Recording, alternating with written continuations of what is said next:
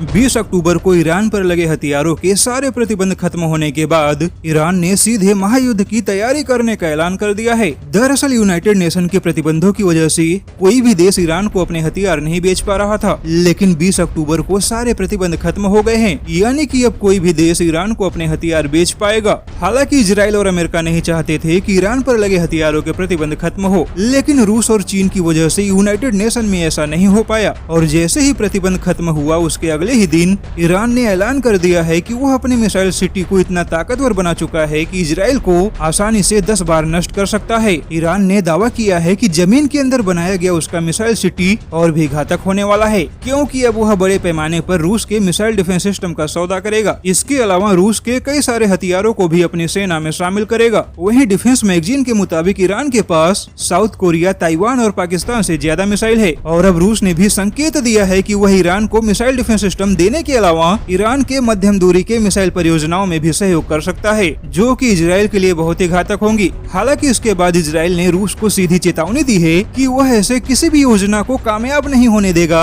जो इजराइल के लिए घातक साबित हो, और इसके लिए इजराइल उन ठिकानों पर सीधे हमले का सहारा भी ले सकता है जहां पर भी ईरान की मिसाइल परियोजनाएं चल रही होंगी। वैसे देखा जाए तो पहले भी इजराइल की वायुसेना ईरान के अंदर घुस के ईरान के कई सारे मिसाइल ठिकानों पर हमला कर चुका है और अब ईरान का मिसाइल सिटी इजराइल के निशाने पर है। और देखा भी जाए तो ईरान के मिसाइल बहुत ही खतरनाक हैं, क्योंकि ईरान के मिसाइल ज्यादातर निशाने पर लगते ही नहीं या फिर आधे रास्ते पर ही अपनी दिशा भटक जाते हैं। ऐसे में ईरान के मिसाइल इजराइल के बजाय पड़ोसी देशों के लिए घातक बन सकते हैं। ईरान ने भले ही अच्छे खासे मिसाइलों का जखीरा तैयार कर लिया हो, लेकिन इजराइल को 10 बार तबाह करने का दावा करना केवल ईरान की बेवकूफी है, क्योंकि ईरान के पास ऐसा कोई भी मिसाइल नहीं है जो इजराइल के मिसाइल डिफेंस सिस्टम से बच पाए। वहीं इजराइल किसी भी मिसाइल को अपनी सीमा से 300 किलोमीटर पहले ही मार गिराने की क्षमता रखता है।